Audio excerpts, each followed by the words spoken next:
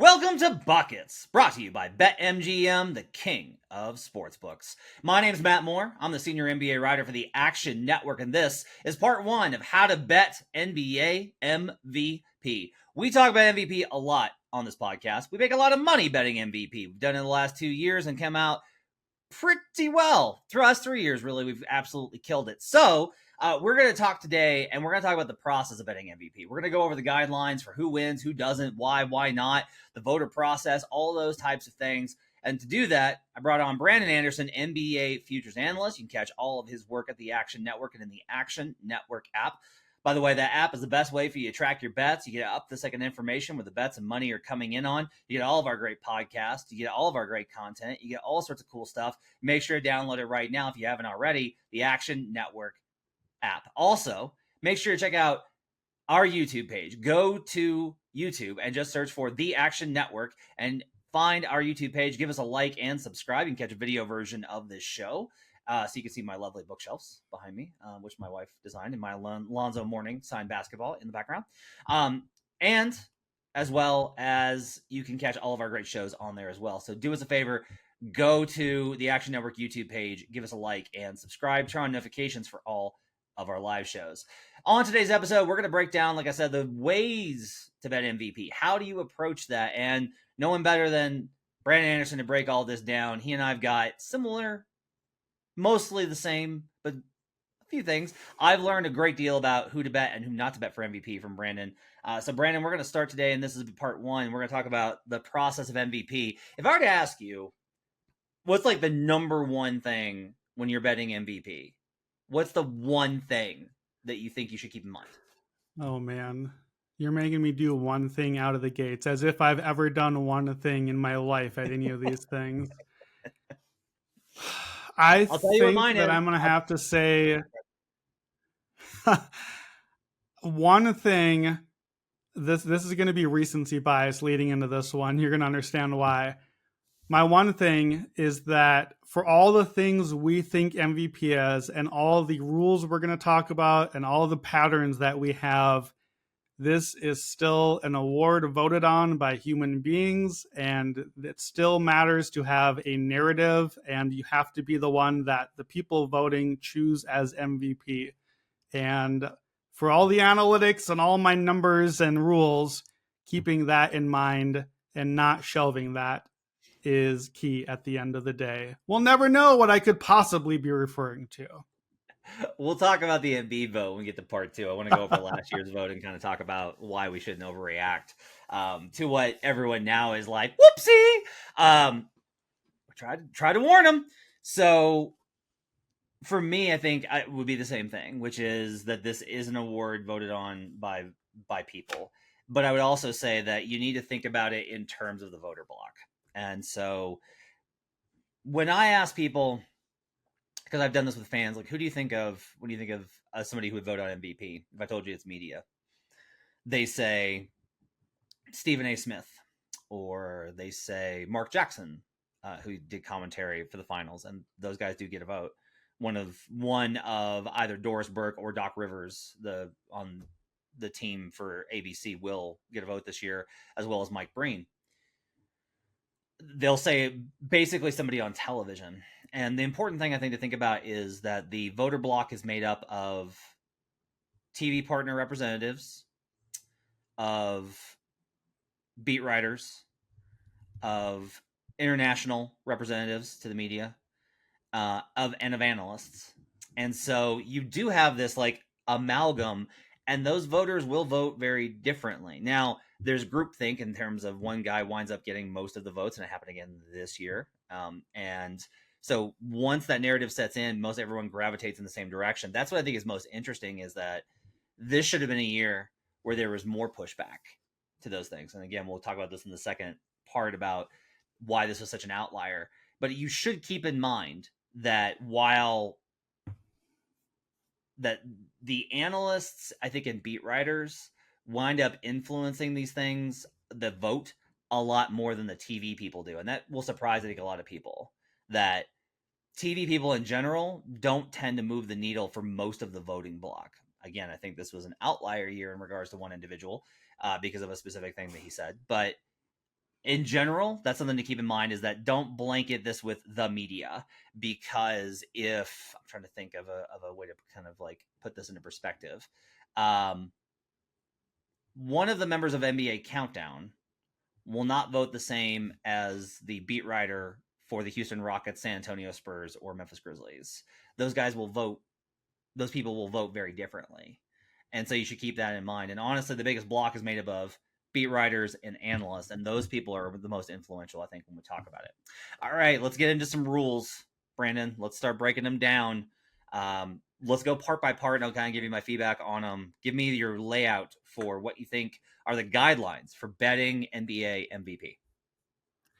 Yeah, and I think obviously kind of the corollary to everything we've said so far and will continue to say is there's no rubric that's given to the voters that says, okay, here's what we mean by most value. Let me define value for you. Like you know this as a listener, you know this, but you must remember it because that's it. It's just most valuable player. It's just MVP. That's it. Whatever you decide as the voter, whatever you think. So all these rules, as much as ever, are suggestions. They're things that I'm gleaning from history looking back, but there's no one is giving the voters a list of rules saying, okay, well, here's the things they should check off on the list. So narrow that down to the 6 and then pick from there. I think it's helpful just to hear the names of who won MVP to kind of put in context, because a lot of this is all historical looking back. So the last 5 years, really, we've had the same 3 dudes winning MVP. So obviously Joel Embiid last year, Nikola Jokic 2 times in a row before that, Giannis twice in a row before that. And it really has been those same 3 at the top of the voting as well. 10 before that, James Harden, Russell Westbrook, 2 Stephs in a row, Kevin Durant, 2 LeBrons in a row, Derrick Rose, 2 more LeBrons in a row. So I think it's interesting noting all those 2s in a row along the way as well. Okay, so I've got 5 rules for betting MVP just based on historical trends. So I'm going to present each rule, and then we'll talk about, is this still a rule and how important is this thing here? So rule number 1, as often with many of these awards, MVPs got to score a lot of points. Not exactly profound wisdom here, but I think the numbers are interesting. 14 of our last 15 MVPs, so those 15 guys that I just mentioned, have scored 25 points a game or more. Curry was the only one, he missed by about a point. So 25 doesn't seem crazy for a superstar in the NBA, but last year we only had 20 guys score 25 points a game. And we'll get back to this, we now have a rule explicitly that you have to play 65 games in order to be eligible to win NBA MVP. Only 11 players played 65 games and scored 25 points a game. Here's the entire list: Embiid, Luka, Shea, Giannis, Tatum, Donovan Mitchell, Jaylen Brown, Trae Young, Lauri Markkanen, Julius Randle, De'Aaron Fox. That's it. That's the entire list. And in the last 15 years, the MVP has come from that specific list 14 out of 15 times. 20 points a game, 57 guys. We got way more people at that level. 25 has been the magic number. So, Matt, is 25 still the magic number? Notable, by the way, Nikola Jokic, 24.5 points last year. Maybe a few more points. We love points. Maybe a few points would have put him over the top where Embiid was dominating. Is points still a thing, even in the day of advanced metrics? Yes, I think it's a threshold. Yeah. I think because I was just looking at this while you were talking, and I think it's like a really interesting thing. So Embiid led the league in scoring and won MVP in 2023. Harden led the league in scoring and won it in 2018. Russ did that in 2017. Steph did it in 16. KD did it in 14. But then we go all the way back down to 08 for LeBron. So what we kind of have here is like, I don't think that you need to lead the league in scoring. Like, I think if you're like, this is going to tie into your next point, which I think is kind of interesting about how many games you need to win. Like, if you score the most points on the team with the best record, is that like, oh yeah, you're definitely going to win? No, but I think that you're probably top 3, so there's probably value in betting on it. So if you are putting together your projections, and even if you're just like, out top of your head writing down how many games you think each team is going to win, and you think that one of the players on your top 3 teams can lead the league in scoring, yeah, you should probably put a bet on one of those people because it is really impactful. I do think the way that I have always described, not always, that I've come to describe a lot of how we evaluate players is you can be great in production or you can be great in impact. And I'm somebody that's always going to value the people that impact things because those are the guys that help you win. But I will say that I get blinded to the production side, and the production side matters, and that shows in the voting. You do need to be able to produce. And the exceptions to this rule, guys like Steve Nash, etc., are really rare outliers. You need to have a baseline performance of production in points and rebounds, points and assists, or points, rebounds, and assists in order for you to be considered to be at that level. So I do think that 25 should still be considered kind of the threshold that if you, I don't know of anybody. Oh, here's a good one. Tyrese Halliburton, right? I think is going to be one of the most impactful players in the NBA this season. Do I think that Tyrese is going to average more than 25 points per game? Like, there's a very good chance that he doesn't do that, even by leading the league in assists, right? Like, he can be great in the metrics that I care about and impact things, and the Pacers could be way better than I even think they are, but he scored 21 per game last year. Do I think he jumps to 25? Probably not. And to me, that's a good indication of why he's not a good MVP bet. Yeah, I think similar style of player. But if I think of peak Chris Paul, who I know never won an MVP, but on the balance of things probably should have at some point. I think 07 or 08 was the year he probably should have won. But if you think of peak Chris Paul in today's NBA, he didn't win one anyway at his time, but I think he definitely doesn't today. I think he makes a lot of like 3rd, 4th, 5th place finishes with his value, and he's got all the advanced metrics on his side. But when he's going to score like 20, 21 points a game, a lot of times, it leaves you a little empty from what we're looking for. So I think it's a good, like, as you put it, it's a threshold.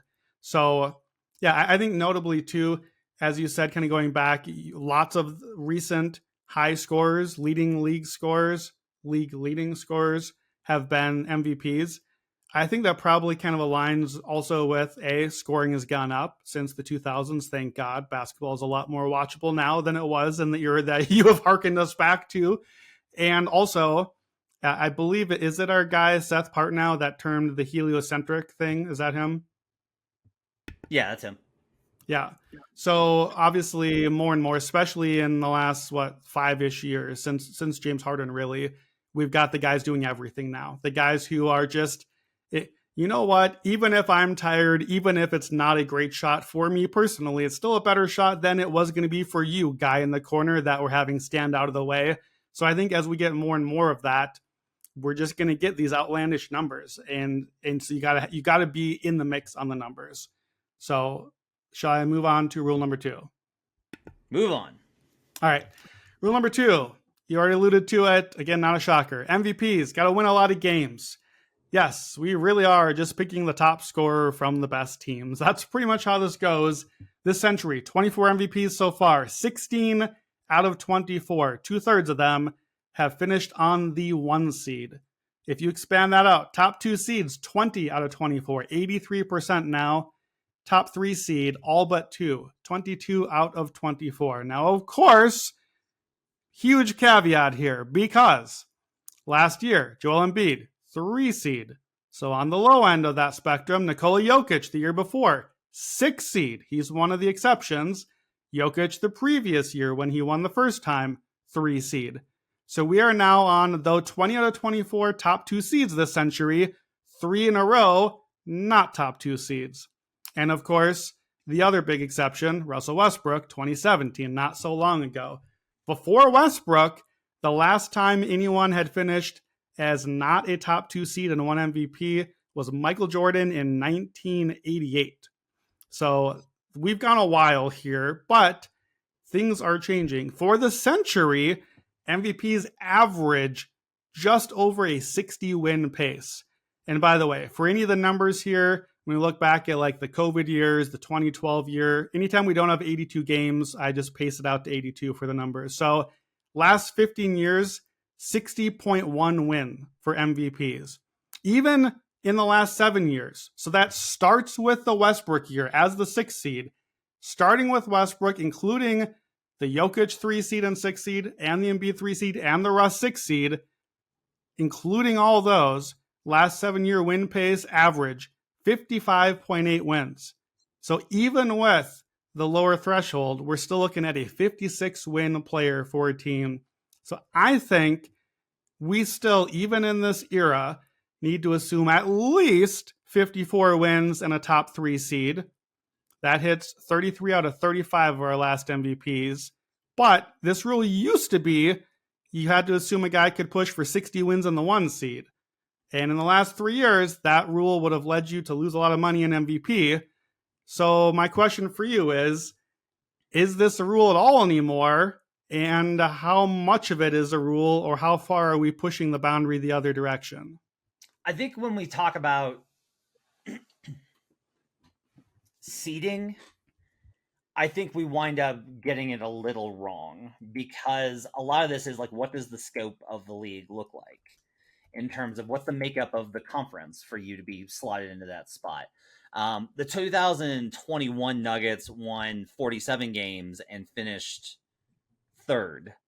The 2022 Nuggets finished with 48 wins and finished sixth. Now, obviously, the 2021 team that's on a COVID shortened schedule, right? So that's part of the equation that you got to kind of factor into there.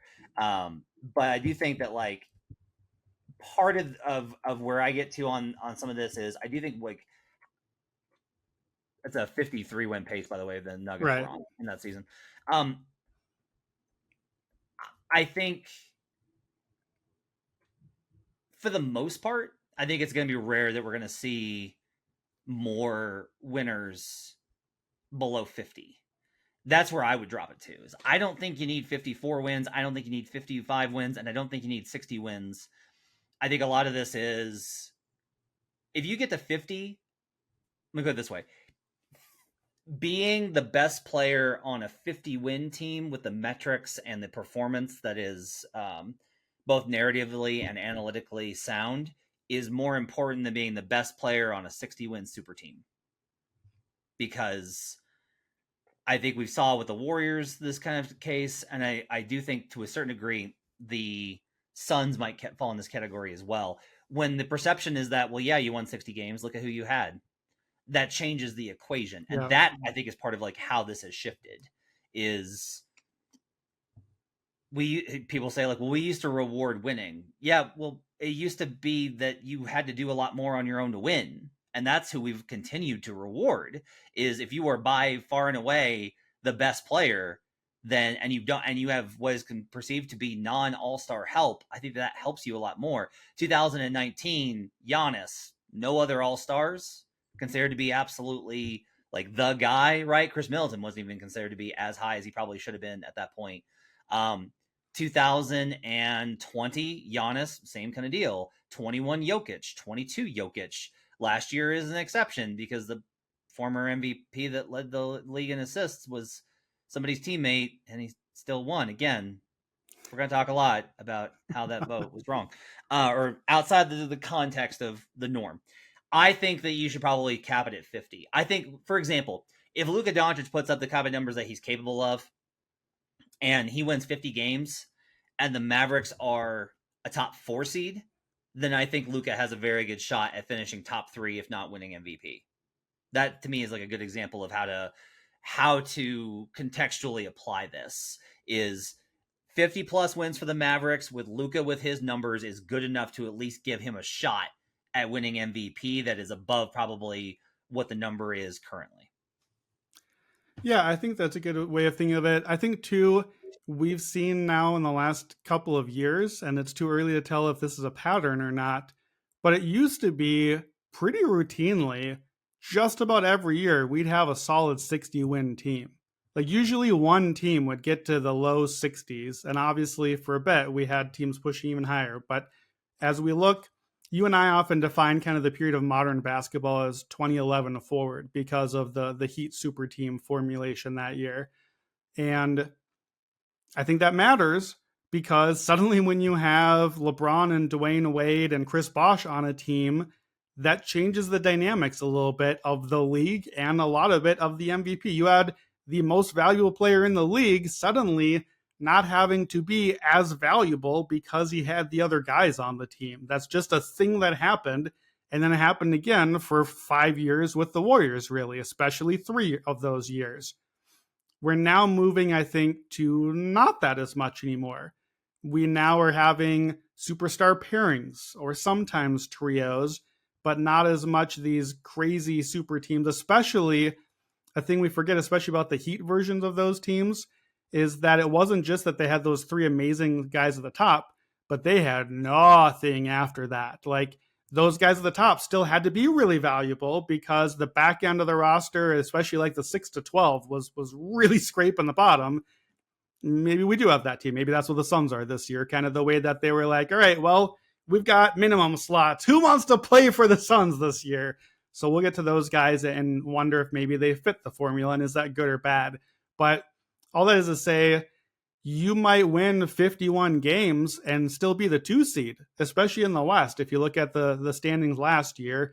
And I think the seeding thing does matter a little bit because you might be a 50-game winner, but you're already kind of set on your playoff seeding. You're already clearly in like the 2 or the 1 because there's so much parity in the conference, especially the way the West was last year, that you might not need to push to get those wins the last couple of weeks.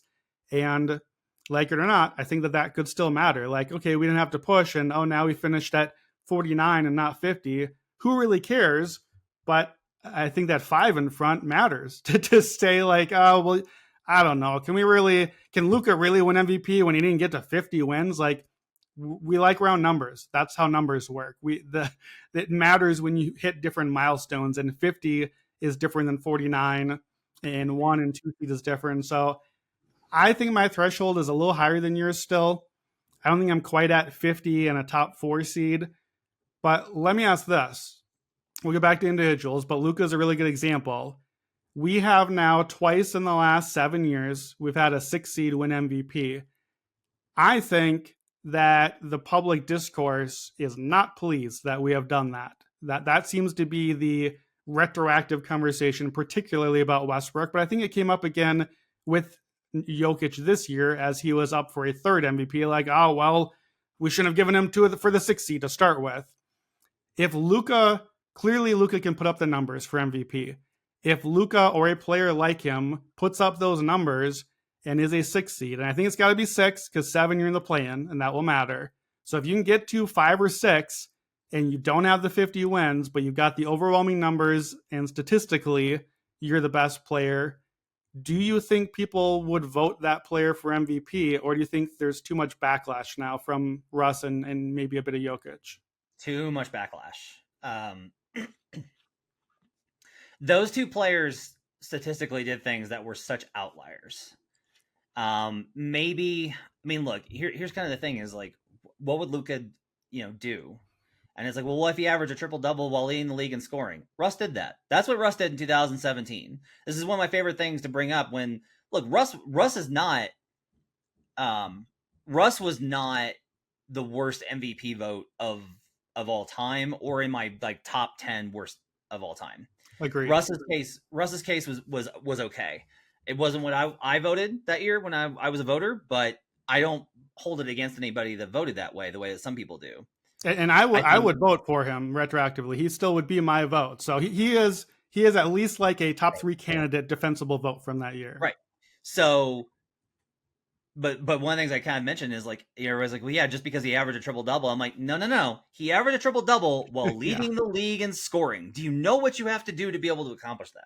But I do think that if you don't hit 50 wins, there will be this kind of idea of, yeah, but your team wasn't that good.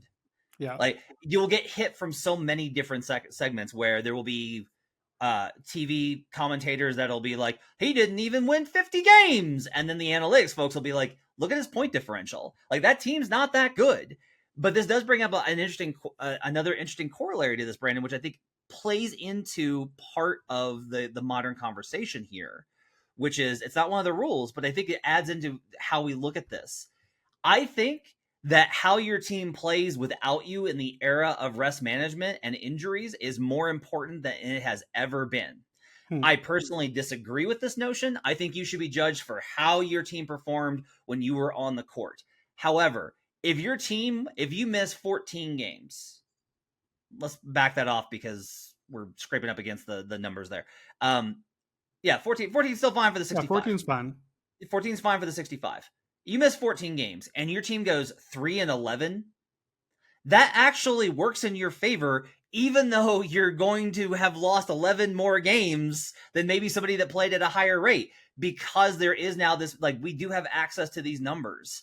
And so we do track a lot of how many games did you win when you played versus how bad was your team when you didn't. Now, I will say the latter point actually, I think, matters even more, because if we look at again, we go back to last year and what an outlier it was, but we do go back to last year. The order was Jokic, Giannis, Embiid in terms of the winning percentage when that guy was on the floor. But I do think there's the perception that without this player, that their team is completely doomed and ruined. And I think that if you look at a situation and you're like, this team absolutely needs him to win, that is if you're trying to parse between candidates, I think that's a bonus in that person's favor, and it makes up for maybe some of the raw wins in seeding. That's interesting, because I actually would interpret it almost the opposite of that.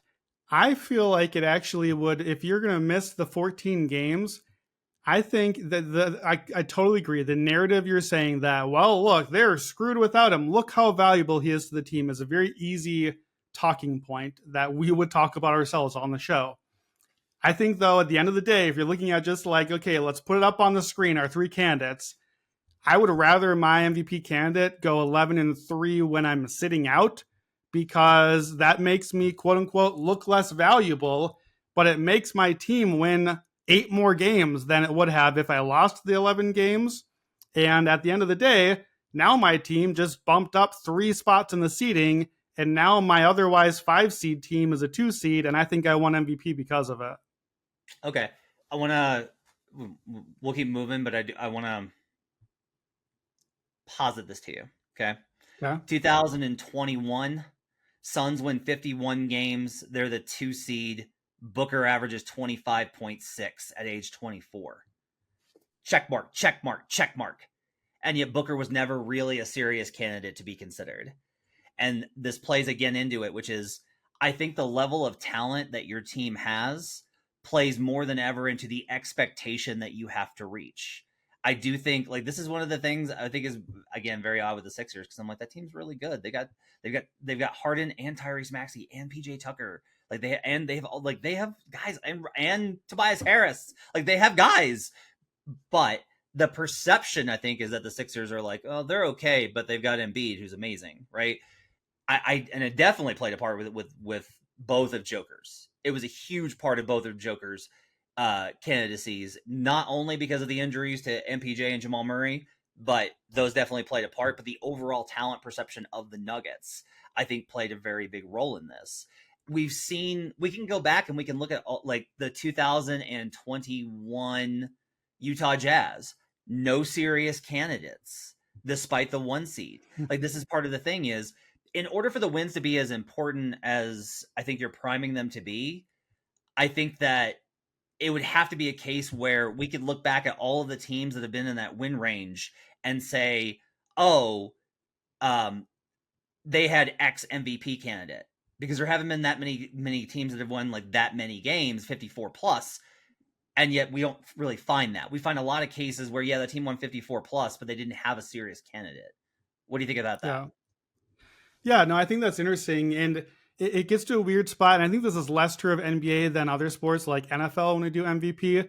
But there's this weird tipping point balance where it kind of relating to how good is your team, how many wins did you have. You almost can become too valuable to your team.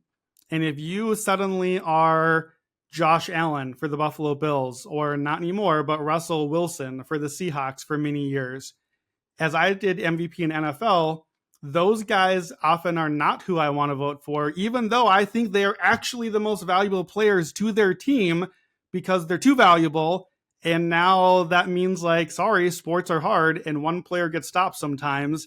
And that team usually ends up coming up short. And interestingly, in the NBA, even as you look back, Nikola Jokic did not win MVP, but did win the championship. Giannis won MVP twice, but not the championship year. Like, as you go back, I was just looking as you were talking. Obviously, Steph won MVP twice, the 2 year and 1 year, not 2 years, much to my chagrin. Not 2016, but 2015, the first Warriors year, they won the title. So one time, the MVP won the championship. LeBron, in both of the Heat championship years, they won the title. He won MVP. But go back further, like Kobe, 2008, won the MVP, did not win the championship that year, made the finals, got back the next couple of years. Like, over and over, the next one back is Tim Duncan, 2003, where you won an MVP and won the championship. So in a weird way, the better your team actually is at the end of the day, the less likely you have a most valuable player, almost by definition, because especially in the heliocentric era, you guys are doing so much for their teams, whether Jokic or Luka or whoever, that then when you compare to a Jason Tatum, a best player on a best team candidate, for example, there's just no world where Tatum's numbers are going to match whoever the super duper heliocentric star is, because the whole point is the Celtics are winning more games in theory because they have the other guys on the team and Tatum doesn't have to do as much, and that's why they're better. He's not necessarily a worse player because of it. He's just less valuable to the team, and I think we kind of sort that into things as well. So it's always a weird balance in this way. Yeah, it's a strange balance. My next rule has to do with number of games played. So let's jump into the next rule because we've kind of been on that already. So rule number 3 is officially an actual rule now, it turns out. MVP's got to play a lot of basketball. Best ability is availability. That's not real. You should just be good at stuff. That's a better ability. But you got to play on the court. Last 45 seasons, no MVP had missed more than 11 games in the season until Joel Embiid missed 16 games last year and didn't matter anymore. We didn't care. He's the MVP now. So 45 years prior, we had a 71 game minimum. We now have a mandated 65 game minimum by letter of the law. That's, kind of not really, because if it's close, we'd probably count it. And if you played and tried, but you got hurt, maybe we'll count that one. And there's some fuzziness there, but 65-ish games by the numbers in that 45-year stretch. That's dating back to Bill Walton in the 70s when he got hurt, but won anyways. 7 MVPs in 45 seasons missed more than 6 games. That's not a lot. However, 5 of the last 6 seasons, that's the 7. So that number clearly is not useful anymore. With that said, even in the last 6 years, we're only missing an average of 9 games. Embiid was still a real outlier by the number of games he missed. So you got to play to be valuable. Stats like VORPs and things where it counts of you actually being on the court, literally it's volume. It's volume. You got to be out there and play, or it doesn't make you as valuable. When voters look at the end of the year and see X player was slightly less valuable than Y player, but played 500 more minutes, they're going to factor that in. We've heard people factor that in. So here's my question. Did the mandate of 65 games actually lower the standard here so that now anything 65 and up is fine and we're looking at per games, where before we kind of had an understood game limit at like 72? And did we actually kind of expand the pool in a weird backwards way? As with most things, I'll say it's voter dependent. I think there are voters that absolutely believe that you need to play a ton of games. And I'll also say that this is contextual in the sense of if you clear 66, you get to 65 or more, but you're at like 66, 67, and the other guy that you're competing with is at 80, guess who gets the nod? It's the guy with 80. Like, that will matter. That will matter, and it'll matter more for some than it will for others. But I do think that if there's a confirmation bias effect if you're already leaning towards a candidate and he crosses the 65, a lot of people will be like, well, I don't really care the other guy played 80 games. All they say is you got to play 65. He played 65. Yeah. He's eligible. And so I think it will become an excuse for people Agreed. to ignore the differential in games played. I think it can be a bonus for some to do it. Like Jokic has been remarkably endurant. We'll talk about whether that changes this year or not. But if he were to play 80 and Embiid plays 66, there are certain voters that'll be like, well, I don't care. He passed the 65. That's all that matters. And so it will definitely be used to like. I don't think that games played will be as compelling an argument across the board as it used to be because of the implementation of the mandate.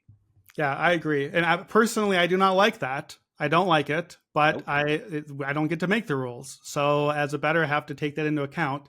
I feel like I remember 2 years ago MVP when Jokic won, but Embiid finished second.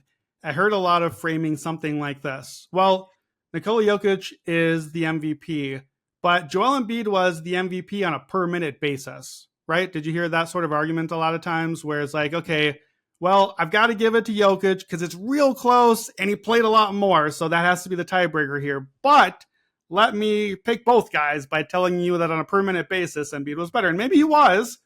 I'm not saying he wasn't. But I think that this minimum is going to weirdly empower that line of thinking for the people that are like, you know what?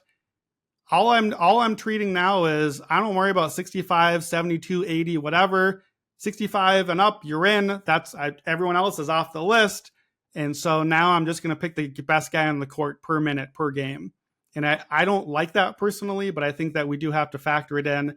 I will say, too, there's a very low chance Jokic plays 80 games this year. There's very low chance any of the stars play 80 games because that's not how we do the NBA anymore.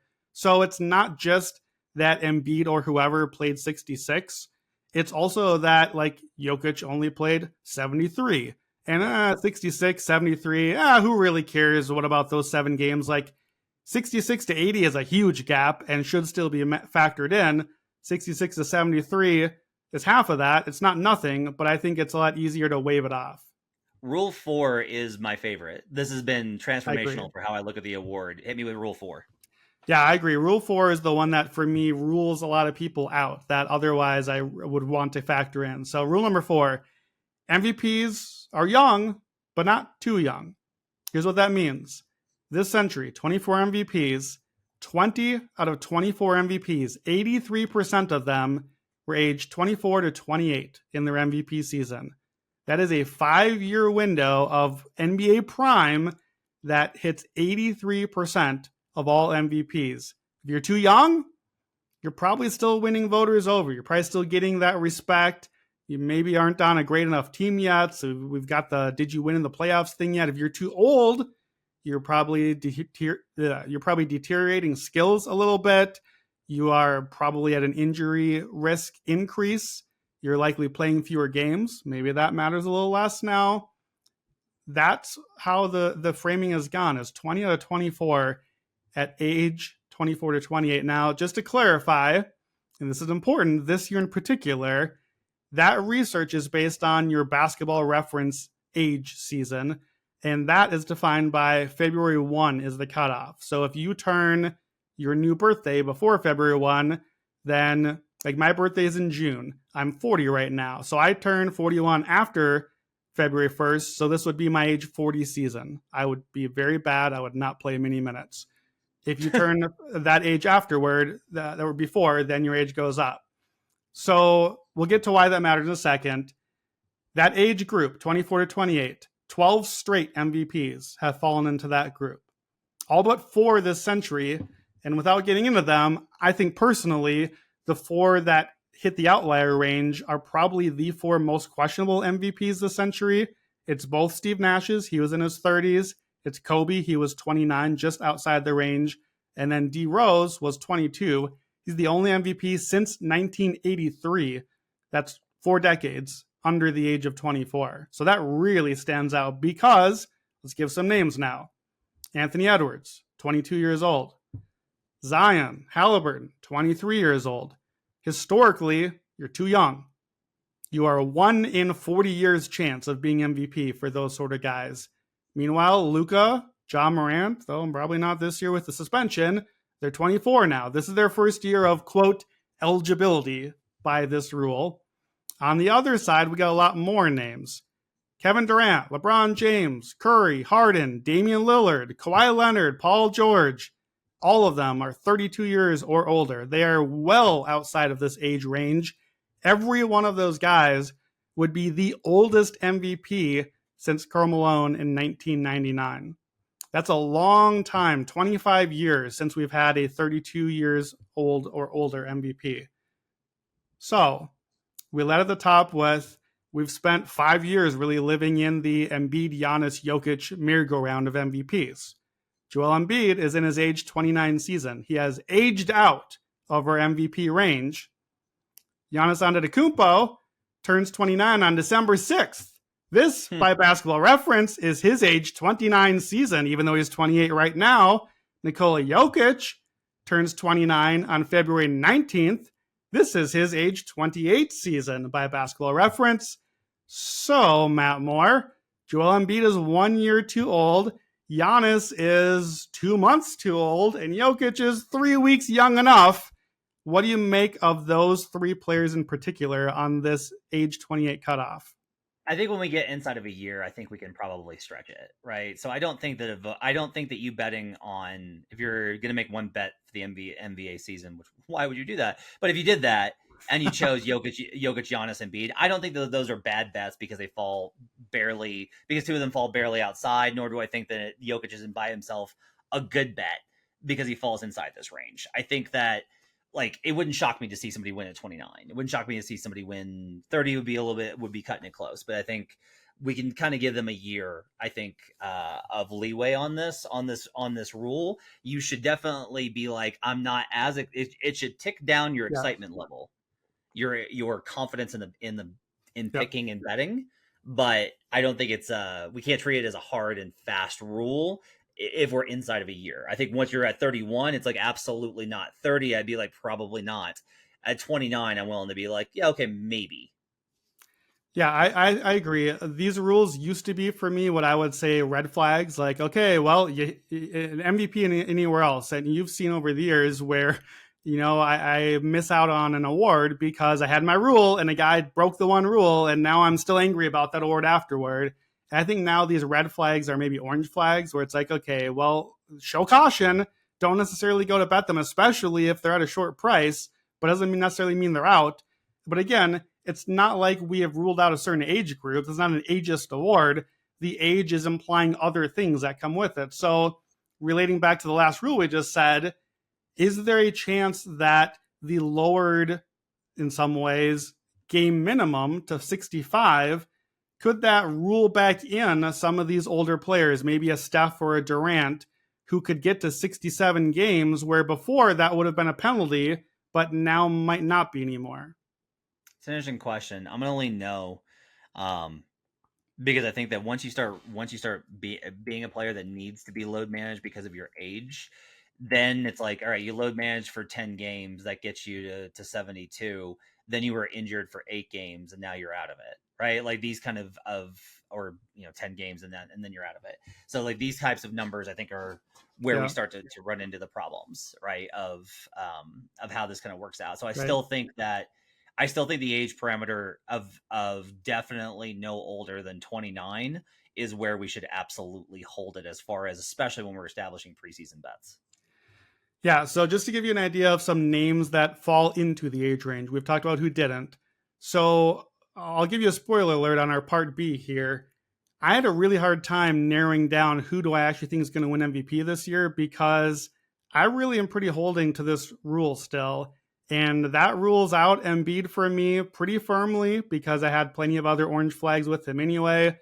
And I think it rules out Giannis, and for this and a couple of other reasons. And it makes me not love Jokic as a candidate necessarily. But we've literally just spent half a decade in these three guys. Like, my conclusion on this episode a year ago was build your position around these three dudes. That was the position. That was the conclusion. These are the only three guys I'm betting on. And those are the only three guys that really the whole conversation was all year. It was spot on. This year, it isn't, because we have this weird mix of like not necessarily the greatest players in the league right now in the age range. So Embiid 29, Giannis 28.5, Jokic 28. That's those three. Here's the rest of the age range. Tatum is 25, Booker 27, Luka 24. He's in this year. Shea is 25. I know we'll get to him a little further down the list. Donovan Mitchell, Trae Young, Karl Anthony Towns, John Morant is 24. Fox and Sabonis, both in this range for the Kings. Jalen Brunson, 27. These are good players. These are all-stars. These are guys we send to the World Cup that don't win. Like, that's unfortunately, that's kind of how I think about a lot of the names we got to near the end of the list here, is like, if you're not going to be the superstar and the best player in the court at a World Cup game, you might not be the MVP, right? Like, that's the new Jeff Foxworthy setup for a joke, I guess. So I don't know. I have a hard time. MVP is sacred, right? Like, you got to be the best player in the league or one of the names at the top of the list. And I don't really get there with this group outside of those top names. You did your Elite 100, and I believe you had Tatum 6, Booker 7. Does that sound right to you? Yes. What about Luka? Was he higher or lower than that group? He's higher. He's 4th. Okay. So those are the guys, but it's not, no one in the top 3 is in this group if Jokic, Giannis, and Embiid don't fit the group. So to me, that's a question I've really struggled with this year that we'll get to on the candidates. Let me get to rule number 5, because this is the one where I've got kind of some new data that I think is interesting. This is the last rule. So rule number 5, MVPs rarely come out of nowhere. So let me explain that in about 3 different ways here. So what does it mean to not come out of nowhere? So number 1, past MVP voting is predictive. How did you finish in the race previously? In the last 15 years, 13 out of 15 MVP winners finish in the top 6 the previous year. Top 6. We're down to 6 guys right now. And by the way, last year, Embiid, Jokic, Giannis, Tatum, Shai Gilgeous-Alexander, Donovan Mitchell. Interesting. Those were names on our age list we just talked about. Top 6 last year, 87%. You're the MVP the next year. Top 4 or better, it goes up to, that's, I believe, 11 out of 15. Yeah, 11 out of 15, top 4 or better, 73%. So you want to be getting MVP votes. And that same group of 15, 8 out of our 15 MVPs were top 2 the previous year. So that's just Embiid and Jokic. This is not really shocking, right? Like, the NBA is not about these crazy, back to NFL. We don't get the Lamar Jackson year where you come out of nowhere and then go back to nowhere for a while.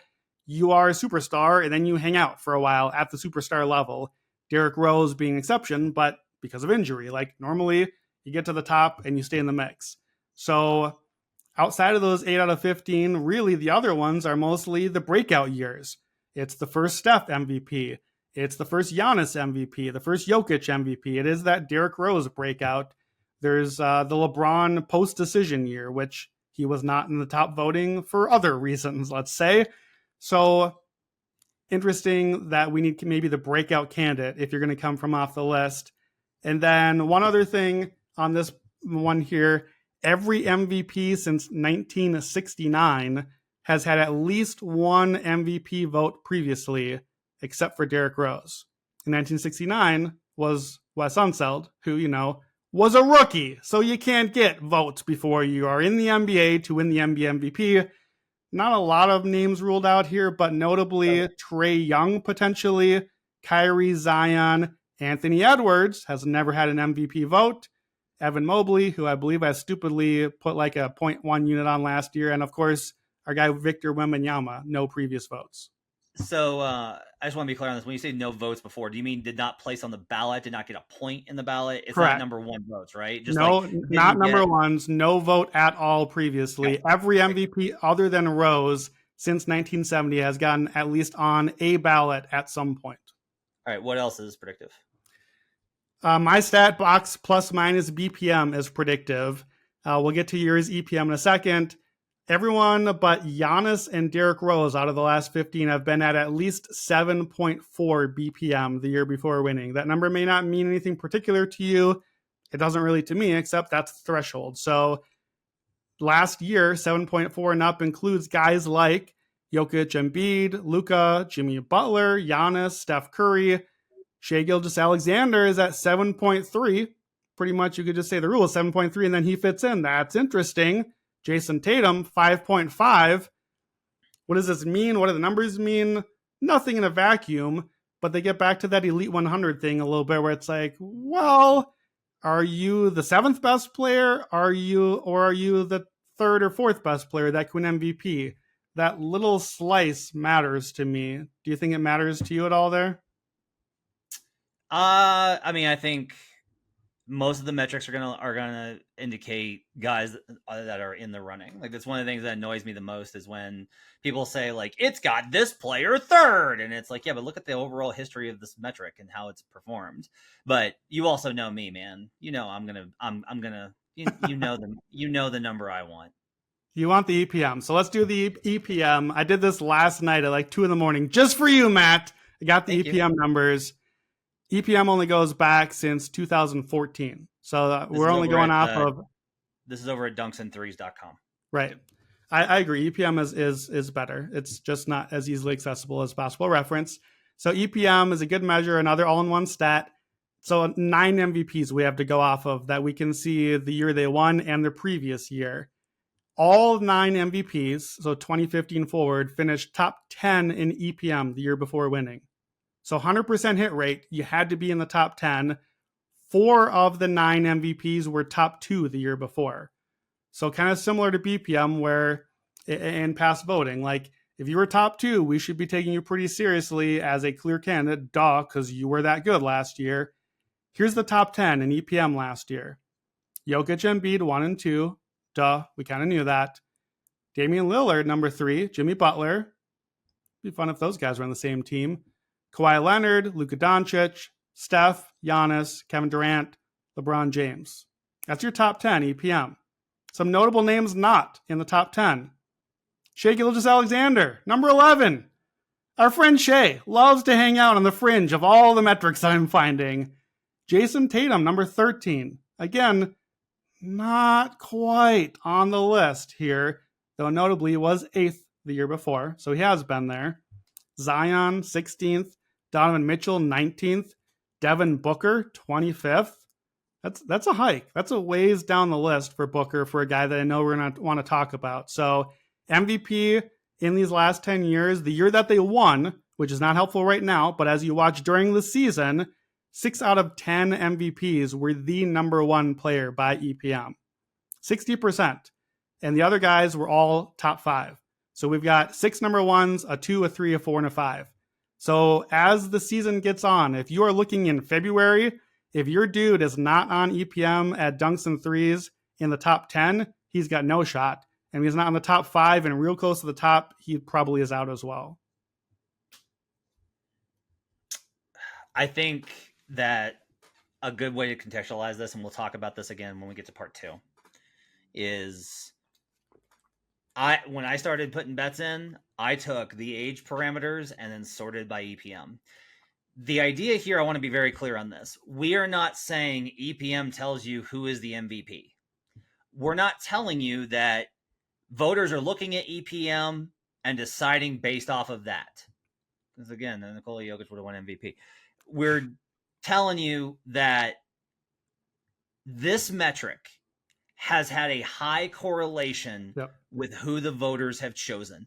That whatever it is that the voters are looking for, EPM has reflected that in its metric. That more than win shares, way more than a metric like PER, it has had a strong correlation to who the voters have chosen.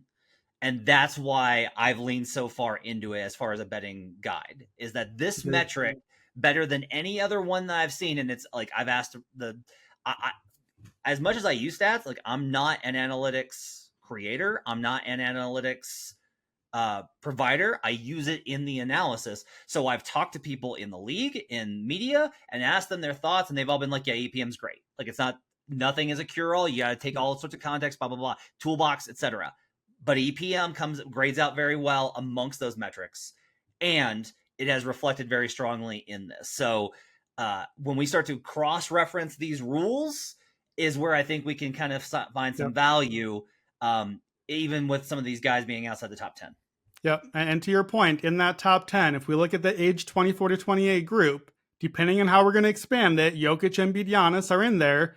But in the top 10 EPM, the only other guy left on the list is not Dame, not Butler, not Kawhi, no Steph, Giannis, LeBron. It's Luka. That's it. So that's a little ellipsis toward a name that we're going to get to later. Real quick, just a couple other corollary things I've noticed here. Back-to-back MVP. Good. 3 MVPs in a row. Bad. We can't do it. Never again. Larry Bird, and that's it. The last 15 years, we've had 5 pairs of back-to-back winners. So maybe that just means Joel Embiid should be the winner again, because historically, if you win MVP once, you are very likely to win it second, way more likely than anyone else. So that's just a data point. Here's an interesting one I hadn't thought of before. So Jokic obviously did not win MVP last year. Giannis has not won it for 3 years. Who is the last player to win MVP, not win it for a season, and then win another MVP later? LeBron. Correct. And LeBron won 2 in a row, missed for a year, won 2 in a row again.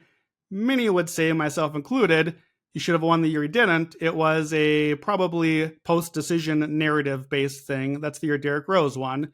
How about before that? Who's the last player before LeBron to win MVP, miss at least a year, and win another one? Malone's were, I think it's... Malone is correct, but there is one since him. Okay. It's an obvious one. I'll just give it to you. It's Michael Jordan. He stepped away from the sport for a few years. He's good. He's good. He also won MVP after he came back, missed a year because we did the Karl Malone thing, and then won another MVP. But that's it, though. Since Moses in the early 80s. So again, 4 decades, the only players in 4 decades to win MVP and then not, for whatever reason, and then win MVP again later is Michael Jordan and LeBron James, the 2 greatest players in the history of the sport. So, history says Jokic is done and Giannis is done. According to that rule, unless you think one of those guys is in that group, which we had some conversations about with Jokic in particular, the way the playoff run that he had. But I hadn't really noticed that before, as we have to take Jokic and Giannis seriously. Jokic is the favorite right now. Giannis is at some books the second favorite. History says that would be an outlier. What do you think about this one? I'm really fascinated. I'm excited to get into the conversation as far as this goes with Jokic, because it was such an outlier. It was such a unique vote that we're going to remember and reference for a long time. Like, there's going to be a lot of lingering effects from the bullshit that we had to put up with the MVP race this year. And I wonder if there's going to be a course correction from the voters after seeing how badly they fucked this up. And you can, like, I don't even think necessarily that, like, the playoffs prove that they messed it up. They were wrong in the moment. But according to most people's logic, they're going to be like, oh no. Like, that was, 6th round was a rough one for folks that had MVP votes this year. You got anything else before we get out of here? No, just to summarize the rules. If you're looking for MVP profile to wrap this thing up, we want a guy scoring 25 or more points a game. We need a top 3 seed at least. We need to win a lot of games. You got to play probably 70-ish games, definitely at least 65. And then we need age 24 to 28 with all the metrics. So we will start out our next podcast with that profile and then see who fits. All right, we'll see you on the next episode of Buckets, where we will break down who our best bets are for the MVP this season. This has been an hour on process. I'm sure our producers absolutely love that. But it's been a good conversation. I think it's important for you guys to having a sense of what our thinking is and how to approach this market. There's a lot of money to be made in MVP. There's a lot of money to be made in MVP, but you got to have a smart way to look at it, and hopefully we've provided you with that. We'll see you guys again next time. My thanks to David Payne, our producer, as well as our Crack Video team that puts all these shows up on YouTube. Make sure to download the Action Network app and check out the Action Network YouTube page. Give us those 5-star reviews. We appreciate you guys so much. We'll see you guys again. Till then, let's get buckets.